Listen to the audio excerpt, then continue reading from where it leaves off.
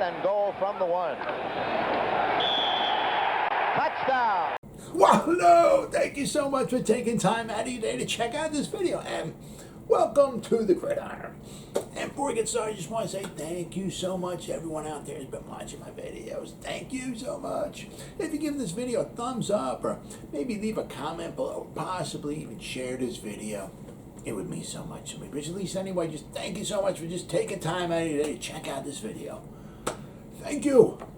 And happy Thanksgiving, huh? Got 3 big ball games ahead of us. Well, I mean, the first one is probably one of the more pathetic games, you know, record-wise, you're probably ever going to find on a Thanksgiving. The 3-7 Chicago Bears and the 0-9-1 Detroit Lions. So between the two teams, both teams have played 10 games. So between the two, they played 20 games, and they got 3 wins out of 20 games. Oh my God. Well, it is what it is, but it's a big game because we want the Lions to win, right? Because we want the Chicago Bears to go from 3-7 to 3-8, right? So we want that draft choice getting even closer and closer down to the number 1 pick. I don't think they're ever going to get there. There's too many other bad teams out there, so I don't think, you know, the Bears will ever get the number 1 pick from the Bears. But if we're lucky, maybe we get a top 5, top 6, top 7 pick or something like that. Whew, that would be huge. So we got to vote the first game. They're all you know, all going to be good. The first one, got to be big Lions fans, big Lions fans. It's going to be some bad football, might be some exciting plays in there and all, but you know, big Lions fans. Second game, we got the Cowboys and the Raiders. Now the Raiders were 5-2. Now they're 5-5. They're kind of as soon as John Gruden,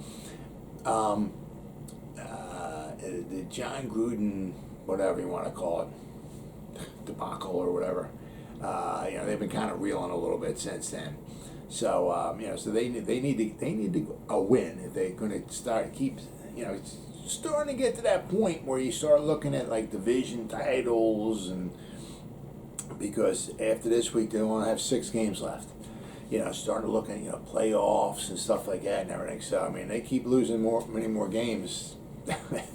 You know, they're going to go from 5-2 to 5 and out of the playoffs. So it's a big game for them. And of course, as Giant fans, we want to see the Cowboys get the living shit kicked out of them, right? What's more Thanksgiving than that, huh? Something to give thanks for. The Dallas Cowboys got the living crap kicked out of them on Thanksgiving Day. Yes. And then just enjoy the game at nighttime. The Bills, I mean, you know, they're starting to, I don't want to say come back down to earth, but they're not looking very Bill-like. They're 6-4, and the Saints are 5-5. So this is a huge game for both. Because who the heck would thought the New England Patriots would be in first place in the AFC East, huh? Not me. But I mean, the Bills the Bills are, well, I guess a half game behind the Patriots. The Patriots have played 11 games, so they're 7-4. The Bills are 6-4. So I mean, but the Bills don't want to go 6-5. You know, it's the kind of same thing with the Raiders. The Bills were, you know, in the lead in their division. The Raiders were in the lead in their division, and they're just falling back down to earth. So, you know, big game for the Bills. You know, they want to obviously win it. You know, try to win their division. If not, I mean, if they keep losing, I mean, battling for a wild card spot. I mean, how crazy would that be? I mean, Buffalo wants to win and be the number 1 seed. You want the rest of the AFC to come to your stadium in January, try to win a football game in January in Buffalo. Good luck. So I mean, so they got 3 good games today. Just enjoy them. But I want to go over now the PFF, the team and the player grades. You know, after the Monday night debacle in Tampa.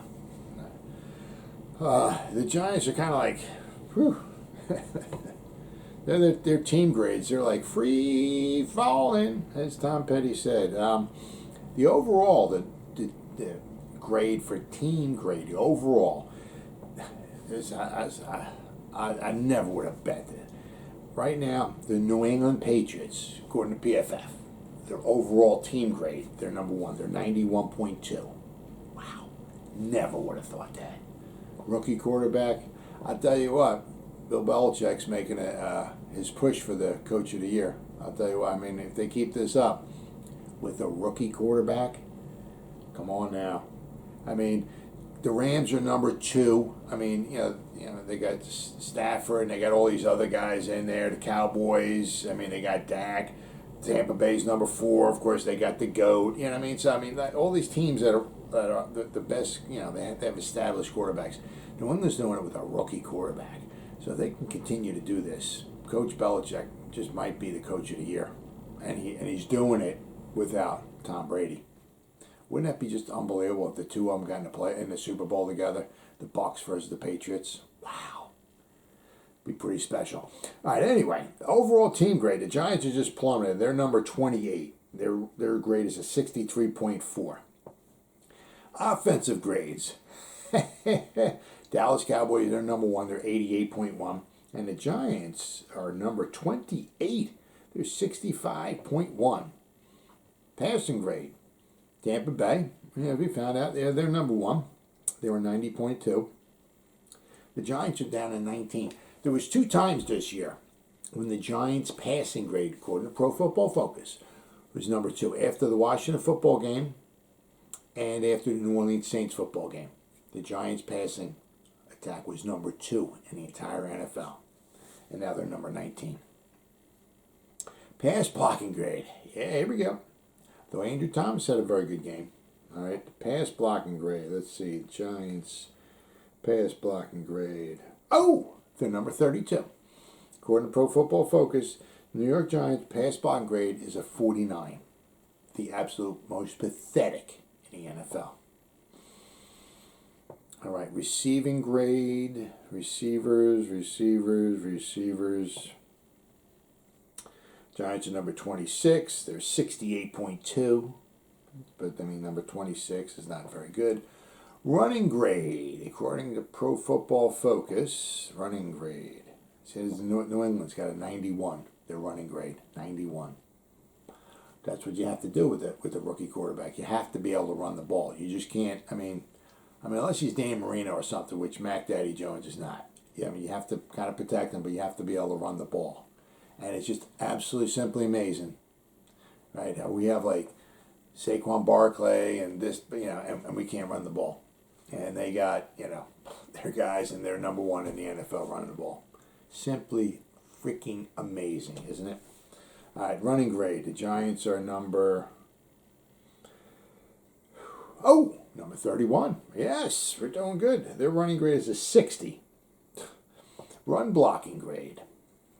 All right, let's see. Dallas Cowboy, they're number 1 because, obviously, they have all those great offensive linemen, right? That would be a number 1. The Giants' run blocking grade, they're at a 60.1. They're number 25. Defensive grades, all right? The Los Angeles Rams, they're number 1. They're 80. The Giants' defensive grade, my God, unbelievable. They're number 26. They're 56.8. Run defense, the Giants are like putrid. The Giants are number 25. The run defense is a 47.2. Tackling. Let's see. I know the Giants had some problems tackling. Okay, well, they're number 12. They're 63.5. Let's see here. Pass rush. Oh, yeah, I'm sure this ought to be really high. Pass rush grade. The Giants are number 31. 64. Absolutely pathetic. Absolutely freaking pathetic. All right, let's see. Giants are number 22 with pass coverage. They're number 22. 57.7 in special teams. The Giants, you would figure they have their head coach is a special teams, was a special teams coach. Very good special teams coach, though. Let's see, the Giants' special teams grade, they're number 30 at a 57.9. Unbelievable. I mean, they have Giants can't rush the passer, and they can't block. I mean, other than that, they're just absolutely fantastic. All right, here we go. The game report here. Offensive grades against the Buccaneers. Matt Skura. He was graded out at 77. His pass blocking grade was a 50. Not very good, but his run blocking was an 89. So Matt Skura, good job. Number 2, good old Andrew Thomas, graded out at a 70.9. Pass blocking grade was a 78.8. Yes. Run blocking grade was a 43.2. Colin Johnson, he was only in there for 7 snaps. He graded out at a 64. Kadarius Toney, he was in there for only 35 snaps. Graded out at 63. Nate Solder, right tackle, he played all the snaps. He graded out at a 63.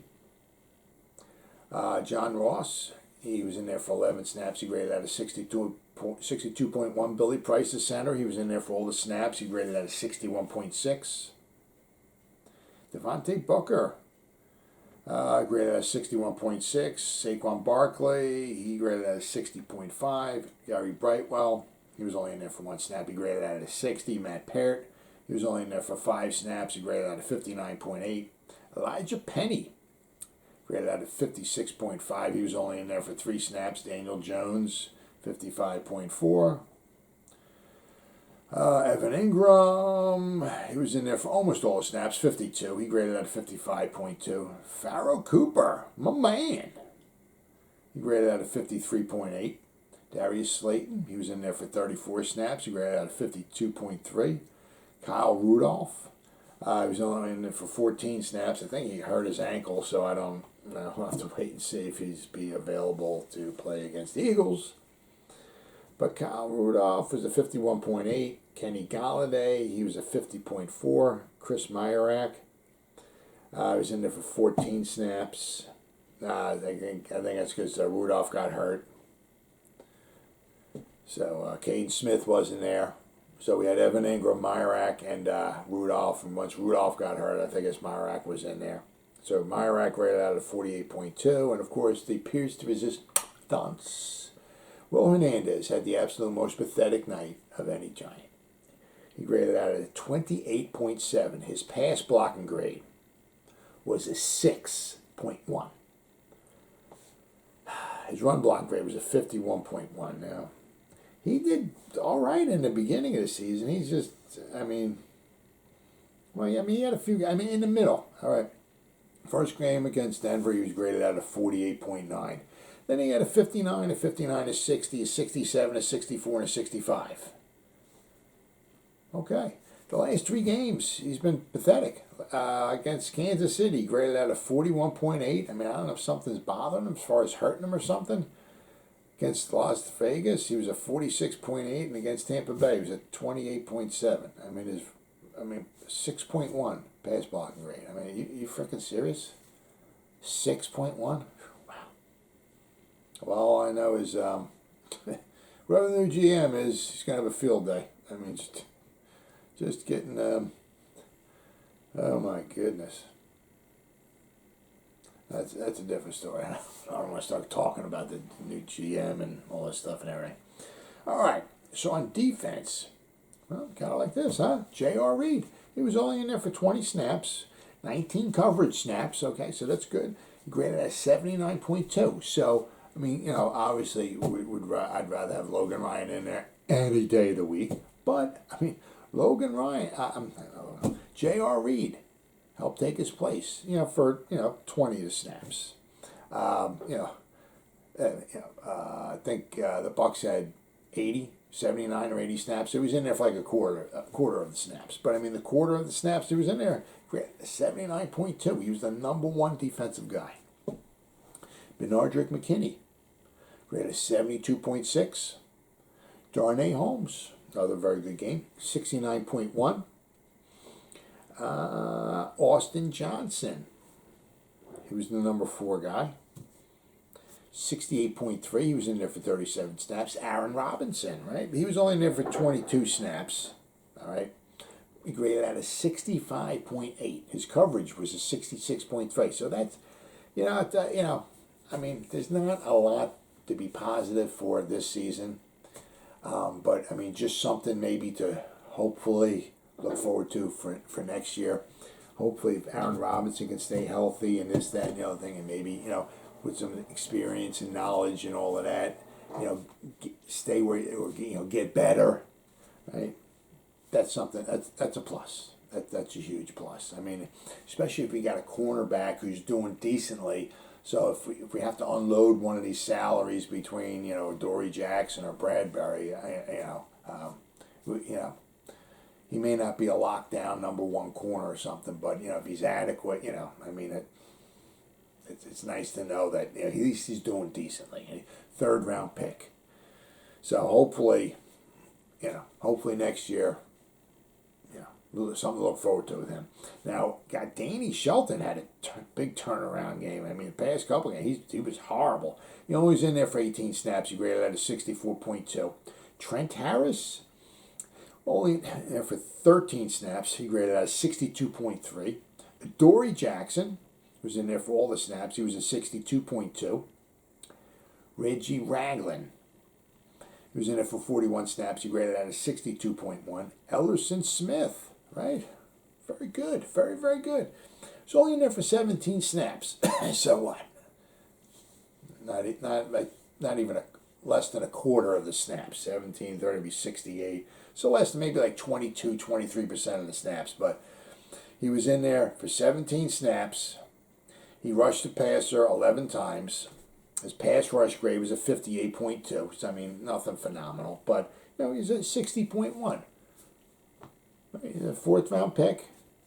So, I mean, is he the answer? Is he, No. Can we, work with him and maybe he can get a few sacks during the course of a year? Yeah. I mean, fourth rounder, quality depth. Sure. Hey, a lot of these guys, it's, they got to get their feet wet. The speed of the game's got to start slowing down and stuff and everything to them. And maybe as time goes by, maybe next year he might grab a few sacks, 3-4 sacks. That would be fantastic. But, for him to come in and basically play 17 snaps and get it graded out of the 60 in that debacle on Monday night, you got to be happy about that. As I said, with Ellerson Smith and Aaron Robinson, those two grading out decently are third and fourth round picks. That's a plus. All right. Dexter Lawrence graded out of the 60. Leonard Williams graded out of 59.9. Yeah, those two guys. Just was not a splendor night for those two guys. Raymond Johnson the third graded out of 58.9. He was only in there for 15 snaps. Xavier McKinney, who was in there for all the snaps, he graded out of 49.2. Don't know, if he was trying to take over for what Logan Ryan does, and he just didn't quite do it as well as Logan was trying to do it. But, hopefully Logan will be back with the Eagles. So, but Quincy Roche, graded at a 48.4. He was in there for 50 snaps. Julian Love was a 48.2. He was in there for all the snaps. Azeez Ojulari, he was in there for 62 snaps. He graded out a 46.9. Tay Crowder, once again, another, he was in there for all the snaps. He graded out a 37.3. I know he's trying his heart out, this, that, and the other thing, but, my God. My God. He was a 37.3. The week before against the Las Vegas, Tay Crowder was a 31.9. Against Kansas City, he was a 26.5. Against Dallas, he was a 28.7. Against New Orleans, he was a 31. Against Washington, he was a 32.1. He's getting some tackles, this, that, and the other thing, but, his run defense is really bad. His run defense this year is a 29. So, he's depth, but, it's kind of was like Isaac got him last year. Depth, but is that somebody you want to have out there as a second corner the whole year? No. Tay Crowder. If you need to put him in there, here and there, and all, can you do that? Yeah, absolutely. Absolutely. Right? He's cheap. He's young. Right? Hopefully with time maybe he'll get better, but having him out there, down in and down out, not good. And then of course talking about pathetic, we have James Bradbury. Graded out, he was the worst. He was in there for all the snaps. He graded out 36.9. His tackling grade was a 37.7. His coverage was a 32.8. He's looking like, kind of reminded me a little bit of like the Jackrabbit. Remember how Janoris Jenkins is, 2016 when we first got him, paid him that money the first year. He really looked good. And in 2007, it's just like he just wasn't interested anymore in really tackling or covering or anything like that. Turned into like a joke. Hey, well, it's kind of, I don't know, it's like James Bradbury. I don't know what the guy from last year, I don't know where that guy went. I mean, he's not playing this year. I can tell you that much. James Bradbury, he just doesn't seem like he wants to tackle. His run defense is a 40. His tackling grade is a 30. I mean, absolutely freaking pathetic. Absolutely pathetic. I mean, last year, James Bradbury, his run defense was a 40, and his tackling was a 30. Last year,